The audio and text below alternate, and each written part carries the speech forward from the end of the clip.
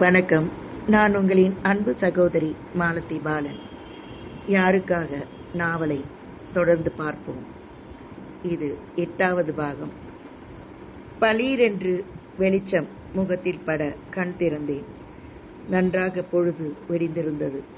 தூரத்தில் தெரிந்த வயல்களில் பெண்கள் நடவு வேலையை செய்து கொண்டிருந்தனர். குமரேசன் காஃபி டம்ளருடன் என் அருகில் அமர்ந்திருந்தான். என்ன குமரேசா, எவ்வளோ நேரமா இப்படி உட்காந்துருக்க? எழுப்பியிருக்கான் இல்லையா? நீங்க நல்லா அசந்து தூங்கிட்டு இருந்தீங்க. நானும் இப்பதான் காப்பி கொண்டாந்தேன்.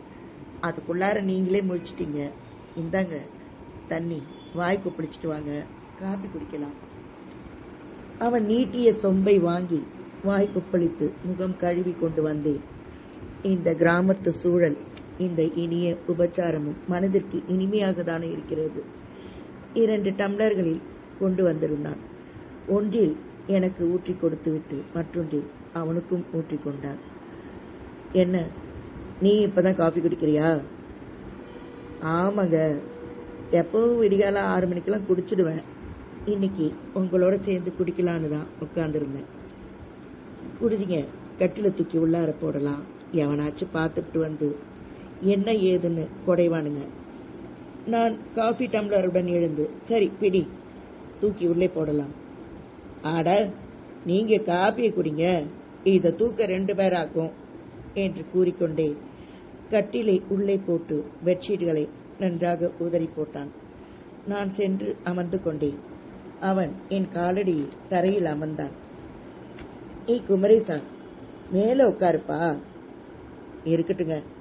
விஷயம் தெரியுமா? மல்லிகா லெட்டர் எடுத்துட்டு போயிருக்கா.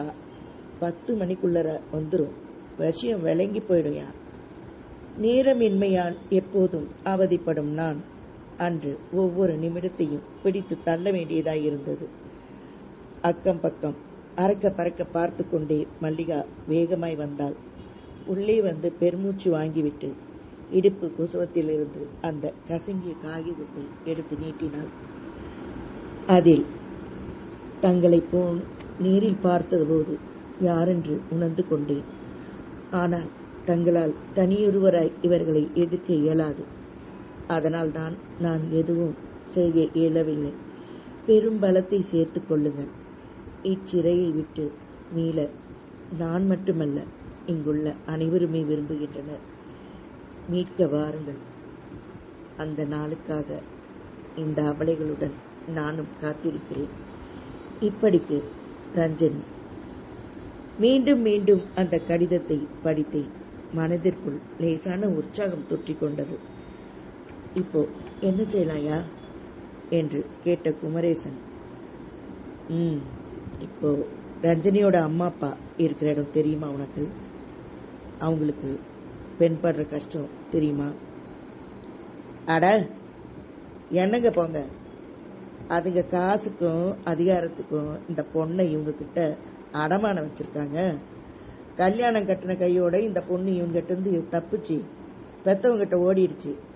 அவங்களே திரும்பவும் கொண்டாந்து இவங்க காலில் கையில உளுந்து விட்டுட்டு போனாங்க. அதுங்களை பத்தி கேக்குறீங்களே என்றாள் மல்லிகா. சரி, நான் ஒரு துண்டு சீட்டு தருகிறேன். அதை கொண்டு போய் எப்படியாவது ரஞ்சனி கிட்ட கொடுத்துறியா?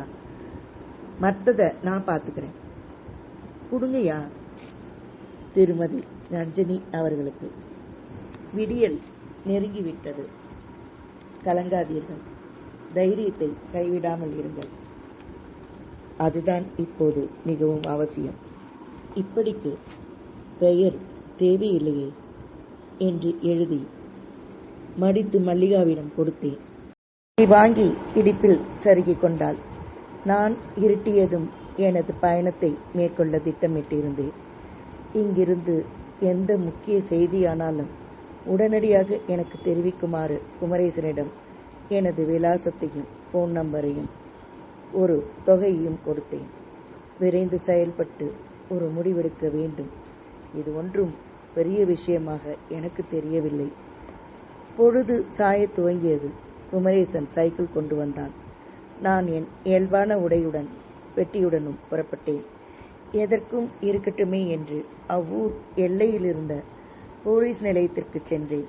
ஏனெனில் நான் வருவதற்குள் எதுவும் விபரீதமாகிவிடக் கூடாதல்லவா. ஸ்டேஷன் தூங்கி வழிந்து கொண்டிருந்தது. அந்த சப் இன்ஸ்பெக்டரை தட்டி எழுப்பி நான் கேட்டேன்.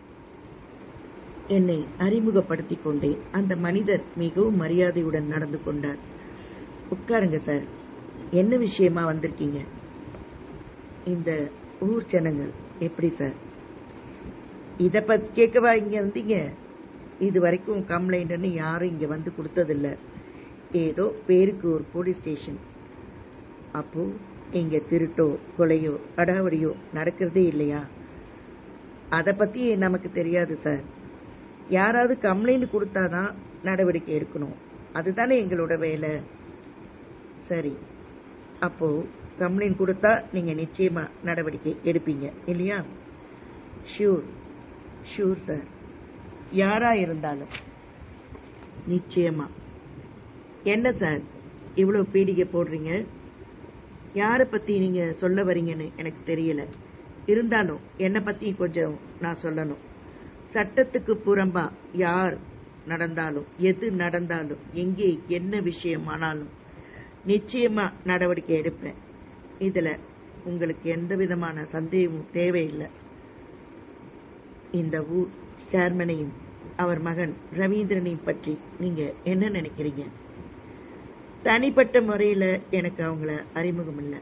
ஆனா ஏழை ஜனங்களுக்கு தன்னாலான எவ்வளவு உதவிகளை செய்யறதா கேள்விப்பட்டிருக்கேன். அவங்களோட பர்சனல் லைஃப் பத்தி உங்களுக்கு எதுவும் தெரியுமா? முக்கியமா ரவீந்திரனை பத்தி? சார், பர்சனல் விஷயம் நமக்கு தேவையில்லாத ஒண்ணு. நீங்க எதை சொல்ல வரீங்களோ அதை சொல்லுங்க. அவர் குரலில் லேசான எரிச்சல் இருந்தது. சார், மிஸ்டர் ரவீந்திரன் ஏகப்பட்ட பெண்களோட வாழ்க்கையில் விளையாடுறாருன்னு, பல பெண்களை தனக்கு மனைவியா வீட்டுக்குள்ள வச்சிருக்காருன்னு கேள்விப்பட்டேன். அது மட்டும் இல்ல, அவங்கள கொத்தடிமைங்களை போல கேவலமா நடத்துறாராம். சிகரெட்டால சுட்டும், சவுக்கால அடிச்சோம், தலைய மொட்டையடிச்சோம், இப்படி பல விஷயங்கள் கேள்விப்பட்டேன். அங்க இருக்கும் பெண்கள் தப்பி வரத்துக்கு வழி தெரியாம தவிச்சிட்டு இருக்கிறதா எனக்கு தகவல் வந்தது. அப்படியா? இதெல்லாம் எங்களுக்கு ஒன்றும் தெரியாது. யாராவது புகார் கொடுத்தால் தானே நாம விசாரிக்க முடியும். நாமளா போய் ஒரு பெரிய மனுஷனை அனாவசியமா கேள்வி கேட்க முடியுமா? சொல்லுங்க. ஆதாரம் இல்லாம எதை வச்சு அவங்கள நாம விசாரணை பண்ண முடியும்? ஆதாரம் இருக்கு சார், ஆதாரத்தோட தான் வந்திருக்கேன் என்ற வண்ணம் ஜீவிதத்திற்கு ரஞ்சினி எழுதிய கடிதத்தை அவரிடம் மௌனமாக நீட்டினேன். சார், இதை வச்சு நாம என்ன செய்ய முடியும்? புருஷன் பொண்டாட்டிக்குள்ள 1000 மனஸ்தாபம் இருக்கும். நாளைக்கு அந்த பொண்ணே இதை மறுக்கலாம் இல்லையா? இதுவா அங்க பெண்கள் கஷ்டப்படுறாங்கன்னு தெரியுது இல்லையா? சரி, இப்போ என்ன பண்ணணும்னு சொல்லுங்க. அந்த பெண்ணுக்கு ஒரு ஆபத்தும் வராம நீங்க பாத்துக்கணும் சார். அதை கொஞ்சம் கண்காணிக்கணும். இது ரொம்ப கஷ்டம்தான். வீட்டுக்குள்ள என்ன நடக்குதுன்னு நமக்கு தெரியாது இல்லையா? ஓகே மிஸ்டர் ராஜ்குமார், இதுக்கு மேற்கொண்டு என்ன செய்யலாம்னு நான் பார்க்கறேன். Thank you sir. அதே நேரம் அவசரப்பட்டு எந்த நடவடிக்கையும் எடுத்துடாதீங்க. ஏன்னா பெண்களை மீட்கிற வரைக்கும் அதிரடி எதுவும் காட்டக்கூடாதுங்கிறது தான் என்னோட அபிப்பிராயம். Thanks for your opinion mister Rajkumar. எங்க கிட்ட கேஸை ஒப்படைச்சிட்டீங்க இல்லையா? நிம்மதியா போயிட்டு வாங்க. அப்போ அந்த லெட்டர் கொடுக்குறீங்களா? இருக்கிறதே இது ஒரு ஆதாரம் தான். ஏதாவது ஒண்ணு நடந்தா நாளைக்கு எப்படி நடவடிக்கை எடுக்க முடியும்? உண்மைதான் சார். அப்போ நான் வரேன். நான் தயக்கத்துடன் விடை பெற்றேன். கடிதத்தை அவரிடம் காட்டியிருக்க கூடாதோ என்று பெரிய அளவில் என் மனம் குழம்பியது. அந்த கடிதம் எந்த அளவிற்கு விபரீதத்தை ஏற்படுத்தப் போகிறது என்பது நான் அப்போது உணரவில்லை.